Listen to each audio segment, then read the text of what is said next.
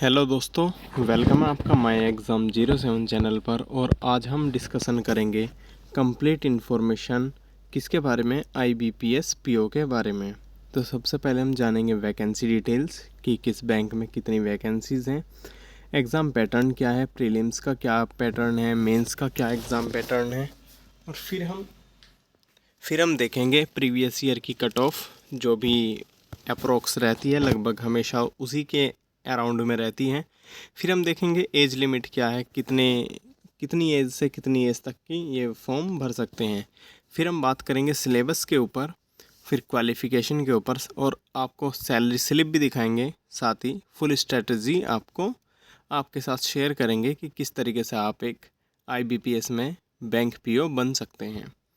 तो दोस्तों देखें, लगभग आपको 6 से 7 महीने लगेगा, लेकिन अगर आप 6 से 7 महीने दिल से तैयारी कर लेते हैं तो आप 2024 में अप्रैल या जून के महीने में आप एक PO हो जाएंगे।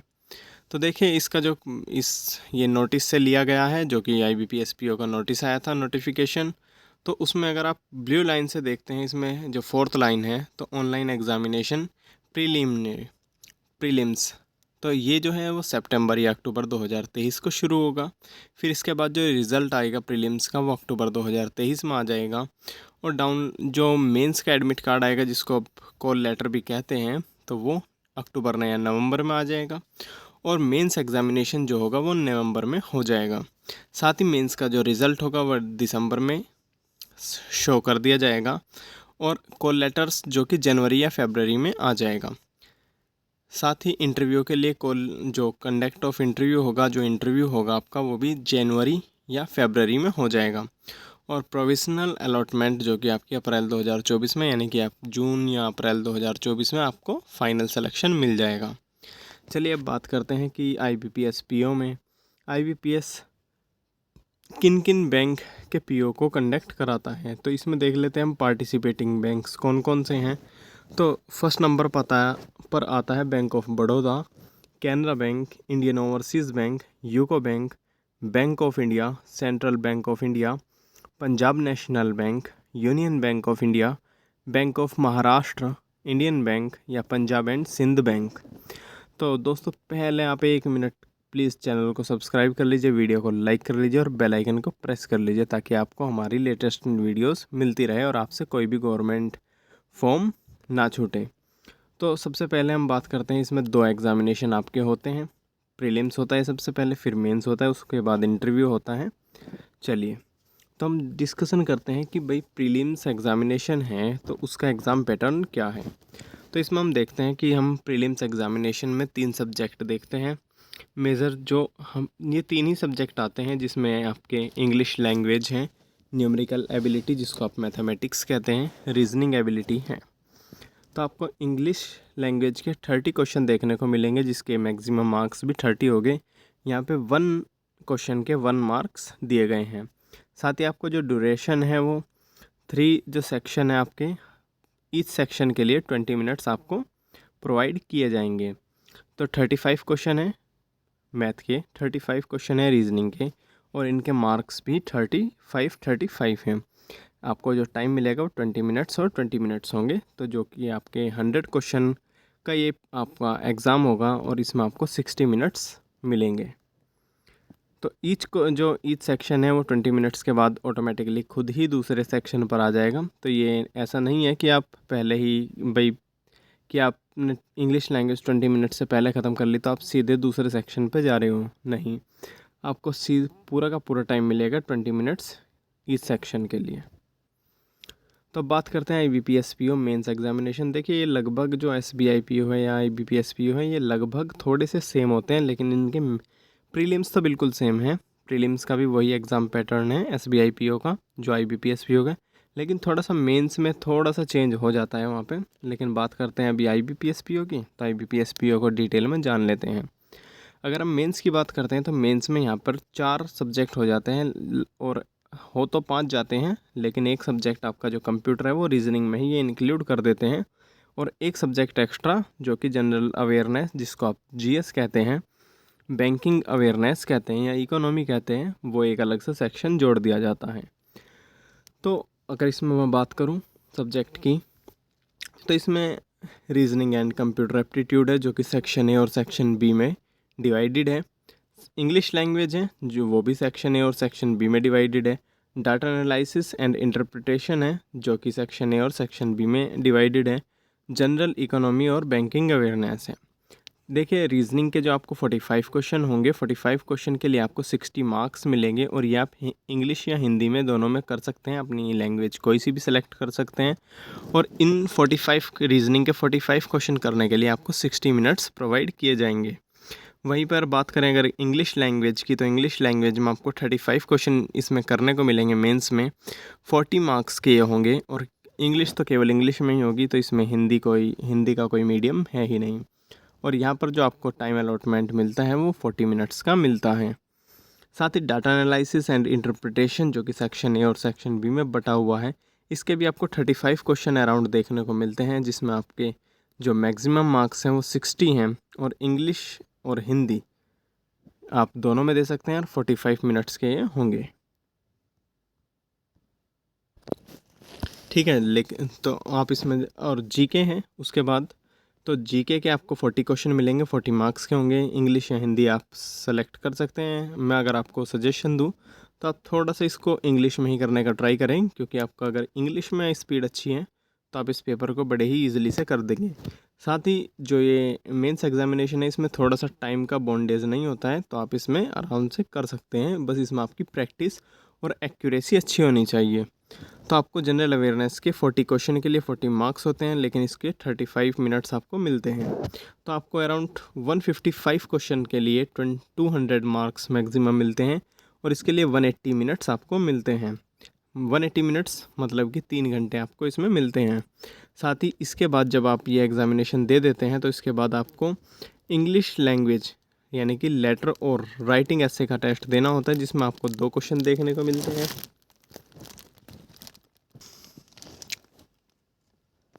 जिसमें आपको 2 क्वेश्चन देखने को मिलते हैं। तो इसमें आपको ये 25 मार्क्स के होते हैं और ये 30 मिनट्स के होंगे। जो ये आपका इंग्लिश लैंग्वेज लेटर और राइटिंग ऐसे है, ये आपका इसी मेंस एग्जामिनेशन वाले दिन ही कंडक्ट होगा, ठीक इस पेपर के बाद में, और आपको कंप्यूटर से ये लिखना पड़ेगा। तो इसमें आपकी एक्यूरेसी और टाइपिंग की स्पीड अच्छी होनी चाहिए। तो टोटल आपको 157 क्वेश्चन मिलते हैं, 225 मार्क्स से मिलते हैं 225 के, और 3.5 आवर्स आपको टाइमिंग इसमें मिलता है। चलिए अब बात करते हैं तो टारगेट कट ऑफ की। तो आपको जो अपने मॉक में तैयारी करनी है वो आपको 65 मार्क्स लगभग लेकर चलना है कि भाई आपके 65 मार्क्स तो आने ही चाहिए। अगर हम बात करते हैं प्रीवियस ईयर कट ऑफ की, तो ये हम देखते हैं 2022 की। तो कैटेगरी वाइज अगर हम कट ऑफ देखते हैं तो इसमें जनरल की जो लगी थी वो 49.75 पे लगी थी, एससी की 46.75 पर, एसटी की 40.75 पर और ओबीसी की 49.75 पर। लेकिन अगर मैं आपको बात करूं तो इसकी जो आप अप्रोक्स मान के चलिए वो 55 के आसपास इसकी कट ऑफ मान कर चलिए। और अगर आपको एग्ज़ामिनेशन क्वालिफाई करना है बिल्कुल प्रीलिम्स, तो आप टारगेट जो कट ऑफ है अपनी 65 को लगा कर चलिए। उसी के हिसाब से आप टाइम ड्यूरेशन में टेस्ट दीजिए और उसी के हिसाब से आप मॉक दीजिए। तो ये आप देख सकते हैं कि ओसी हुआ, वीआई हुआ, आईडी हुआ, ये अलग अलग कैटेगरी हैं। एचआई हुआ, ईडब्ल्यूएस हुआ, इन सभी की 49.75 पर है। अच्छा, इसमें जो होता है वो सेक्शनल कट ऑफ भी होता है। सेक्शनल कट ऑफ कैसे कि भाई इसमें आपको इंग्लिश लैंग्वेज में और क्वांटिटिव एप्टीट्यूड में, रीजनिंग एबिलिटी में मिनिमम कुछ मार्क्स लाने होते हैं पेपर को क्वालिफाई करने के लिए। तो आपके जो मैक्सिमम मार्क्स हैं वो तो आपने देख लिए थे कि 30, 35 और 35 के होते हैं। प्रीलिम्स की बात कर रहा हूँ मैं। तो अगर आपको देखते हो जनरल और ईडब्ल्यूएस की जो कट ऑफ है वो इंग्लिश की 9.75 पर लगी थी, मैथ की 8.75 पर और रीजनिंग की 9.25 पर। अगर इसमें बात करूँ एसटी/एससी की, तो वहीं पर इंग्लिश 6.5, मैथ 5.5 और रीजनिंग एबिलिटी 5। अगर ओबीसी की बात करूँ तो ओबीसी और एसटी/एससी की इस 2022 में सेम रही थी कि 6.5 पर, 5.5 पर और 5 पर। अगर मैं बात करूँ इसमें मेंस एग्जामिनेशन की, तो इसमें कैटेगरी वाइज देख लेते हैं। तो मेंस एग्जामिनेशन में जो जनरल की कट ऑफ लगी थी वो 71.25 पर लगी थी आउट ऑफ 225 में। तो ये जो मार्क्स मिले हैं आपको ये 225 मार्क्स में से मिले हैं। तो जनरल की 71.25 पर लगी थी, ओबीसी की 69.75 पर लगी थी, एससी 59.25, एसटी 53.25, ईडब्ल्यूएस 70.5, एचआई 37.75, ओसी 50.5, वीआई 66.25 और आईडी जो है वो 36 पर लगी थी। अगर मैं बात करूँ इसमें सेक्शनल कट ऑफ की मेंस एग्जामिनेशन में, तो इसमें आपको रीजनिंग के जो 60 टोटल मार्क्स हैं उसमें आपको 4.75 लाने कंपलसरी हैं। और वहीं बात करूं अगर ईडब्ल्यूएस की और जनरल की, तो वहीं आपको 7 मार्क्स लाने कंपलसरी हैं। इंग्लिश लैंग्वेज में ईडब्ल्यूएस, ओबीसी या एसटी एससी को पीडब्ल्यूटी, एसटी एससी और ओबीसी को 12.25 मार्क्स लाने कंपलसरी थे 2022 में। वहीं पर जनरल और ईडब्ल्यूएस को 15.5 लाने कंपलसरी थे। डाटा एनालिसिस एंड इंटरप्रिटेशन में 60 में से 1 मार्क्स पर इसकी सेक्शनल कट ऑफ लगी थी और जनरल और ईडब्ल्यूएस की 2.25 पर। वहीं जनरल इकोनॉमी की 40 में से 2 पर ओबीसी की लगी थी और ईडब्ल्यूएस की 4.5 पर लगी थी। इंग्लिश लैंग्वेज वहीं पर बात करें तो एसटी एससी, ओबीसी और पीडब्ल्यूडी की 8.75 पर 25 में से, और जो जनरल है और ईडब्ल्यूएस है उनकी 10 पर। तो देखते हैं अब 2022 की, जो कि फाइनल कट ऑफ बन गई थी 2022 की। 2023 में लगभग अप्रैल से जून, ये था मार्च या अप्रैल के महीने में रिज़ल्ट आया था फाइनल कट ऑफ, तो ये 2023 में आया था इसका रिज़ल्ट। तो अगर आप इसमें फ़ाइनल कट ऑफ देखते हैं तो ओबीसी की इसमें 51.16 पर लगी थी और मिनिमम स्कोर इसके लिए 41.38 चाहिए थे। एससी की 38 से लेके 48 तक लगी थी अराउंड। आप इसको देख सकते हैं, जो यूआर है यानी कि जो जनरल है उसकी 43 मिनिमम और 57 मैक्सिमम थी। चलिए ये तो आपने देख लिया। अब बात करते हैं इसकी एज की और क्वालिफ़िकेशन की, कि आपकी एज क्या होनी चाहिए इस फॉर्म को फिल करने के लिए और आपकी क्वालिफ़िकेशन क्या होनी चाहिए। तो एज जो है वो आपकी 20 to 30 ईयर्स होनी चाहिए, यानी कि 20 ईयर से आप मोर देन होने चाहिए और 30 ईयर्स के अराउंड 30 ईयर से कम होने चाहिए। तो क्वालिफ़िकेशन जो है इसकी bachelor degree in any stream है, मतलब आप किसी भी स्ट्रीम से ग्रेजुएशन आपने पास की हो तो ही आप ये फॉर्म फिलअप कर सकते हैं।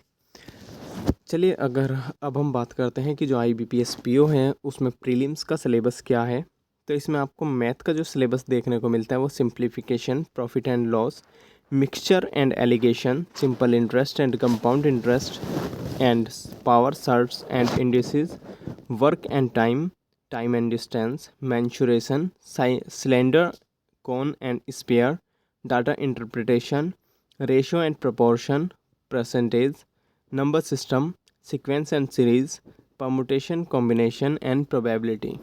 तो इस ये आपका मैथ का सिलेबस हो गया। वहीं पर अगर मैं बात करूँ रीजनिंग की सिलेबस की, तो आपको मिलते हैं logical reasoning, alphanumeric series, ranking, direction, alphabet test, ये आपके 3 हैं। मिसलेनियस में आते हैं ये लगभग, कि आपका जो अल्फ़ा न्यूमेरिक सीरीज़ तो आपका कंपलसरी आता ही आता है, ये मिसलेनियस में ही है, आ भी जाता है नहीं भी आता है। अच्छा, data sufficiency, inequalities, sitting arrangement, puzzle, tabulation, syllogism, blood relation, input output, coding, decoding. तो इसके जो मेजर टॉपिक हैं वो प्रीलिम्स में वो आपको देखने को मिलते हैं। सिटिंग अरेंजमेंट, पजल, तो यहाँ पे लगभग आपके 30 जितने भी क्वेश्चन थे उसमें से आधे जो क्वेश्चन होंगे वो अराउंड 15 to 20 वो पजल और सिटिंग अरेंजमेंट के होंगे। इसमें आपको linear sitting arrangement, circular sitting arrangement और पजल में आपको box base puzzle, year base puzzle, date base puzzle या फिर week base puzzle, month base puzzle, आपको ऐसी पजल देखने को मिल सकती हैं जिसमें आपको डाटा कई उसमें कैटेगराइज किया गया हो। वहीं पर बात करो अगर इंग्लिश लैंग्वेज की, तो इंग्लिश लैंग्वेज में आपको रीडिंग कम्प्रीहेंशन सबसे पहले मिलता है, cloze test, para jumbles, word usage and word swap, fill in the blanks, error detection, error spotting, paragraph completion जिसको आप क्लॉज टेस्ट भी कहते हैं, वन वर्ड सब्सटीट्यूशन और मिसलेनियस। तो इसमें आपकी थोड़ी सी ग्रामर अगर इसमें इतनी अच्छी नहीं है लेकिन आपकी रीडिंग स्किल अच्छी है तो भी आपका ये पेपर क्वालिफाई हो जाएगा। तो चलिए आपको प्रीलिम्स का एग्जामिनेशन का सिलेबस आपको समझ में आया होगा, आप इसका एक स्क्रीनशॉट ले सकते हैं। चलिए अब हम बढ़ते हैं आगे। तो अब हम बात करते हैं कि IBPS PO का जो सिलेबस है उसमें मेंस का सिलेबस क्या है। तो इसमें आपको बताया था मैंने जैसे कि आपको इसमें 4 टॉपिक देखने को मिलते हैं, quantitative aptitude, general awareness, reasoning and computer aptitude और इंग्लिश लैंग्वेज। तो अगर मैं इसमें बात करूँ मैथ की, जिसको क्वांटिटिव एप्टीट्यूड भी कहते हैं, तो इसमें आपको वही जैसे प्रीलिम्स में आपको देखने को मिला था ऐसे ही इसमें, लेकिन थोड़ा सा इसमें लेवल जो होगा वो मॉडरेट टू हाई होगा।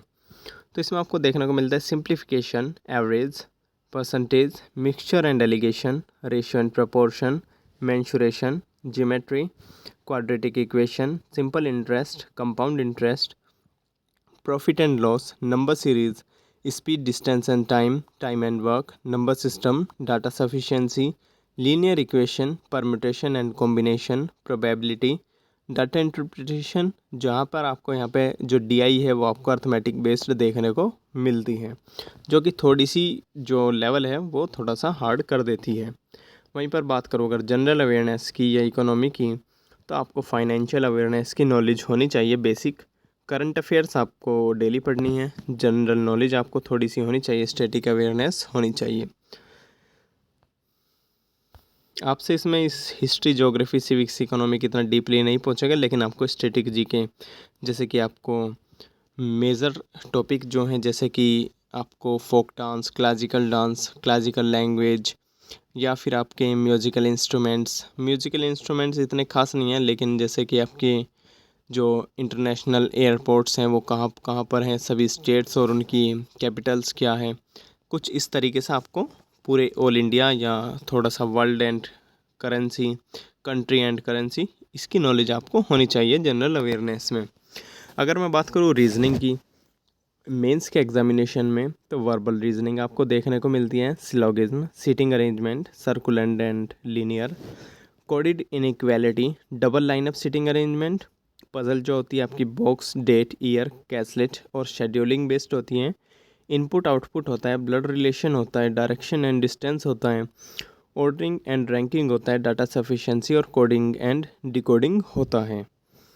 अगर मैं बात करूँ इसमें कंप्यूटर के सेक्शन की, तो कंप्यूटर में आपको अगर देखने को मिलेगा तो वो आपका जो पेपर होगा वो अप्रोक्स 90% आपका इन सब इस सिलेबस से होगा कि इंटरनेट से रिलेटेड आपको नॉलेज होनी चाहिए, memory, keyboard shortcut, computer abbreviation, Microsoft के जो हार्डवेयर वो सॉफ्टवेयर हैं जैसे कि आपके विनवर्ड हो गया, एम एस वर्ड जिसे आप कहते हैं, एम एस पावर पॉइंट हुआ, एम एस एक्सेल, इन तीनों जैसे और माइक्रोसॉफ्ट के जो भी 2-3 ऐप हैं उनकी आपको नॉलेज होनी चाहिए, कंप्यूटर हार्डवेयर की नॉलेज होनी चाहिए, ऑपरेटिंग सिस्टम की नॉलेज होनी चाहिए, नेटवर्किंग की बेसिक नॉलेज होनी चाहिए, कंप्यूटर फंडामेंटल्स एंड टर्मिनोलॉजी की नॉलेज आपको होनी चाहिए। जिसमें कंप्यूटर का जो स्ट्रक्चर होगा वो CCC का एग्ज़ामिनेशन अगर किसी ने दिया है तो उससे थोड़ा सा आसान ही आएगा, तो इसमें कोई घबराने वाली बात नहीं है, आपका एग्ज़ामिनेशन क्वालिफाई हो जाएगा। अगर मैं इसमें बात करूँ इंग्लिश लैंग्वेज की, तो reading comprehension, vocabulary, grammar, one word substitution और वर्बल एबिलिटी इसमें आपको देखने को मिलती है।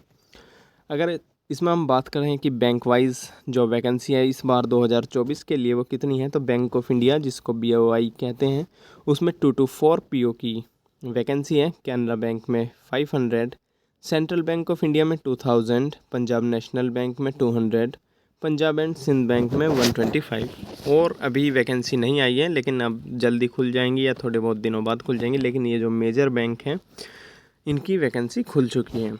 चलिए अब हम आपको दिखाते हैं कि IBPS PO का सैलरी स्लिप का स्ट्रक्चर क्या होता है। तो बेसिक पे जो इनको मिलता है वो 36,000 मिलता है अप्रोक्स, जिसमें DA है, महंगाई भत्ता है, वो लगभग 8,000 के आसपास मिलता है, HRA आपको लगभग 3 से 4,000, आपको हाउस रेंट इसमें लगभग 14-15 हज़ार तक भी आपको मिल जाता है, कोई दिक्कत वाली बात नहीं है, ये आपका सिटी पर डिपेंड करता है। आपका जो नगर परतपूरिक अवस्था भत्ता है वो आपको 1400 लगभग 1500 के आसपास मिलता है। वार्षिक भत्ता जो कि आपका इस विशिष्ट भत्ता जो कि आपका स्पेशल अलाउंस होता है वो आपको लगभग 6000 के आसपास मिलता है। और अन्य महंगाई भत्ता आपको लगभग 1500-1400 के आसपास मिलता है। और अग्रिम भत्ता जिसको लर्निंग अलाउंस कहते हैं वो आपको लगभग 600 रुपये मिलता है।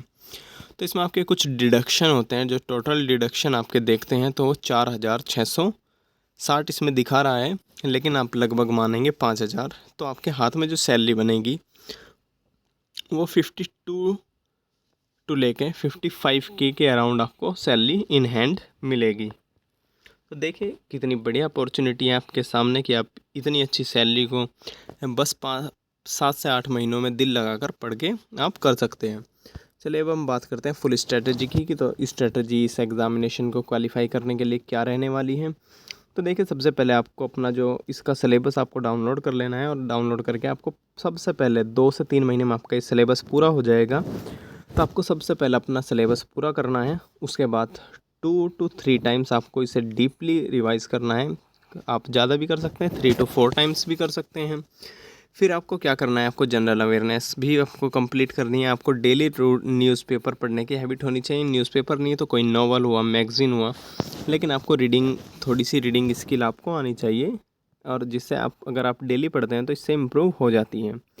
आपको डेली करंट अफेयर्स पढ़ने चाहिए इसमें, जो कि एक बड़ा रोल प्ले करते हैं मेंस एग्जामिनेशन में।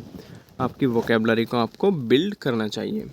फिर इसके बाद बात करते हैं, ये आपका लगभग 3 से 4 महीने का काम हुआ।